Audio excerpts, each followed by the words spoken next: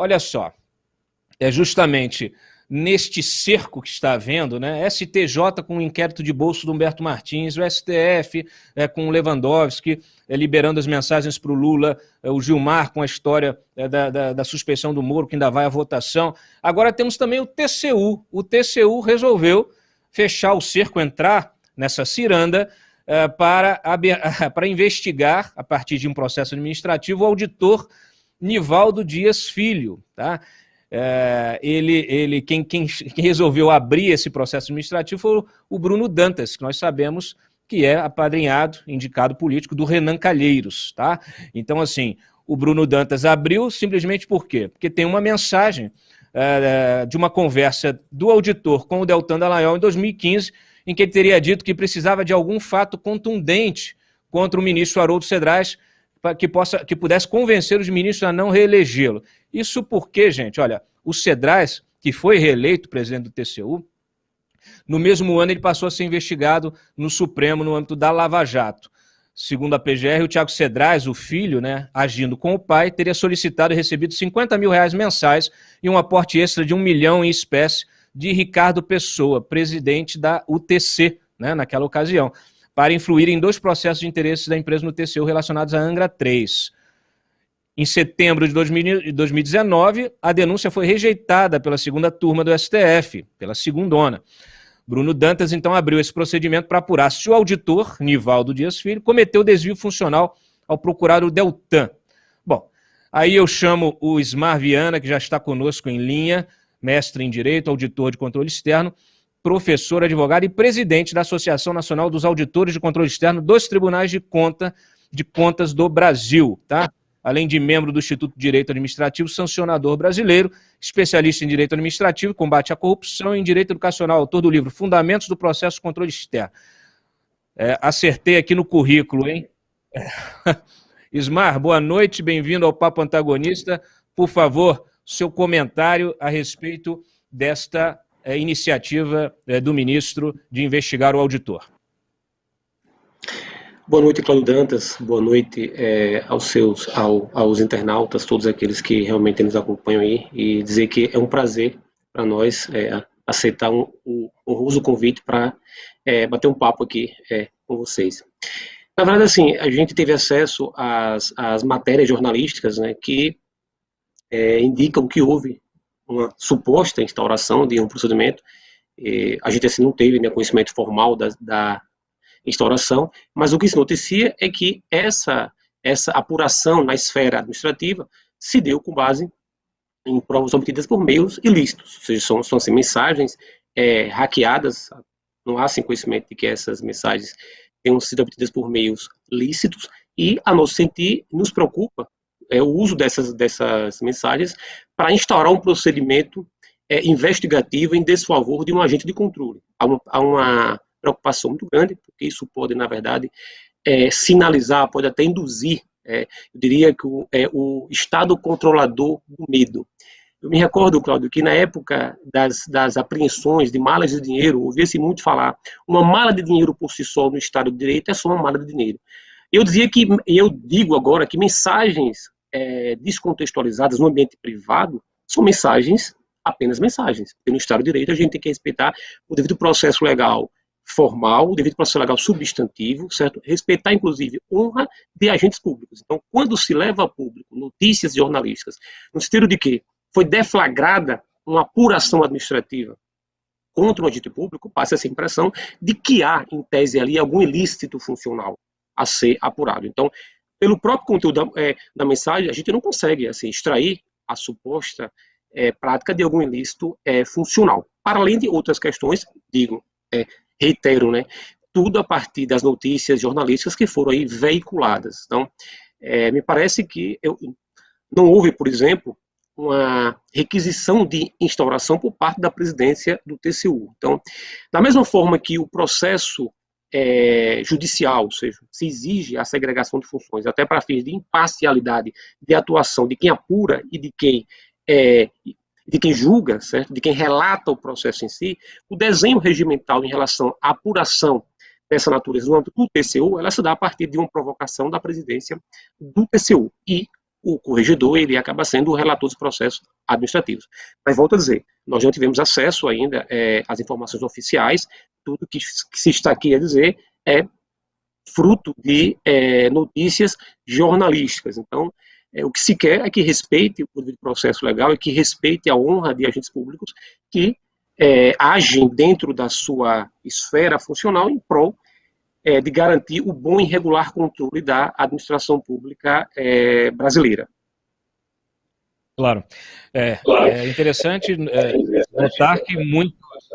Está vazando aqui o... Ok? É interessante notar Freitas, estava vazando um pouquinho aqui. Acho que eu corrigiu já. É interessante notar que você tem logo uma abertura de um processo administrativo contra um auditor que está fazendo o seu trabalho, perseguindo, né, vamos dizer assim, suspeitas fundamentadas ali de uma investigação envolvendo ministros da própria corte. Quer dizer, e você, às vezes, tem a citação de integrantes da própria corte sendo investigados e o TCU não toma providência nenhuma. Eu estou vendo agora, e aí a minha segunda pergunta para você é o seguinte, o mesmo ministro Bruno Dantas, né, que, aliás, naquela história lá da Receita Federal, dos auditores da Receita, também usou o TCU para entrar numa investigação. E agora está querendo investigar também a consultoria do Sérgio Moro, a legalidade da consultoria que o Sérgio Moro agora assinou lá com a tal da Alvarez. Não está extrapolando das atribuições. É bom lembrar para que serve o Tribunal de Contas da União, né? Ou agora cada um tem o seu próprio tribunal de bolso e pode usar a lei do jeito que quiser, a máquina do jeito que quiser?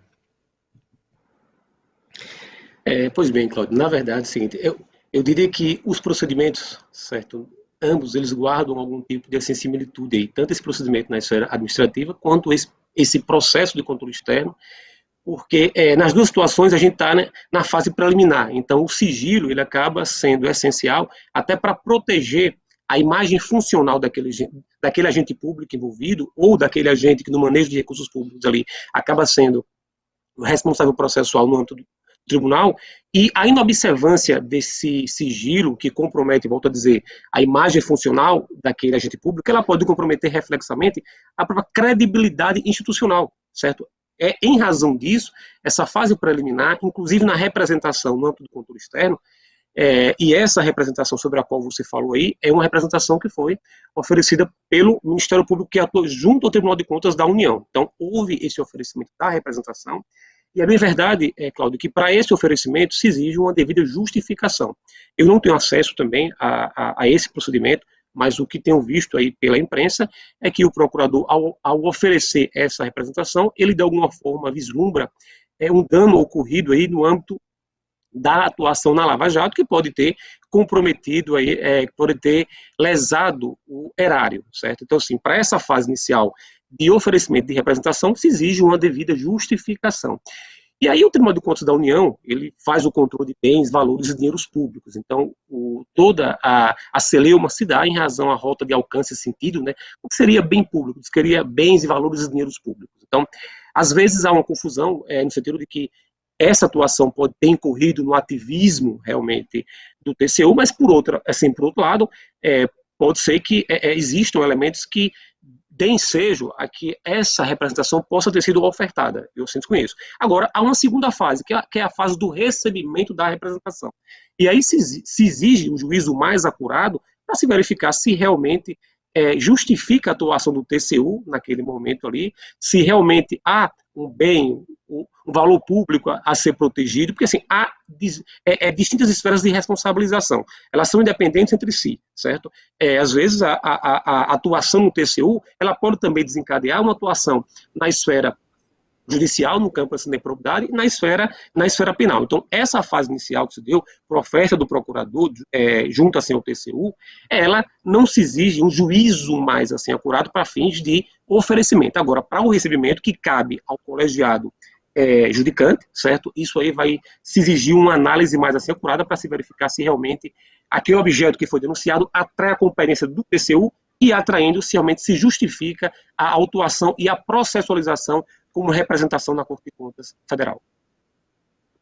Talvez seja necessário também uma reflexão do próprio tribunal, né, em relação ao Ministério Público junto ao tribunal, porque o que se vê é um procurador, nesse caso, a gente vê a cada semana um pedido de investigação, então há uma queixa geral de que determinado Ministério Público, né, tá extrapolando nas suas funções, e de repente você tem um outro aqui fazendo a mesma coisa, mas não há reflexão, quer dizer, são dois pesos e duas medidas.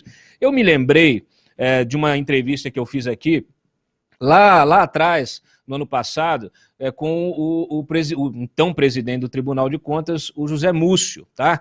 Fizemos uma entrevista, inclusive com a participação também do CGU, né? Do Wagner Rosário, e o meu questionamento foi todo em função do que o TCU poderia fazer, se atualizar em termos de procedimento, para evitar, né, que esse orçamento de guerra que foi usado para a compra de respiradores, de remédios, de oxigênio, de tudo, né, durante a pandemia, como que o TCU poderia fazer uma fiscalização mais em tempo real, né, para evitar efetivamente o dano ao erário, porque essa atuação a posteriori do Tribunal de Contas, ela acaba sendo realmente tardia, né, você até localizar, aí você tem uma série de recursos dentro do próprio tribunal, muitas vezes o que os auditores, né, o trabalho técnico que os auditores fazem, muitas vezes quando ele vai ao plenário para análise dos ministros, ele passa a ter uma análise política, porque esses ministros são indicados politicamente, a maioria, e você tem muitas vezes você tem, às vezes, um relatório de auditoria fortíssimo que vai para a gaveta, ou que acaba não dando em nada, não dando em punição nenhuma, ou em multinhas pequenininhas, né? Eu não vi essa atuação realmente do TCU evoluir, apesar da gente ter o que teve aí, vários covidões, né?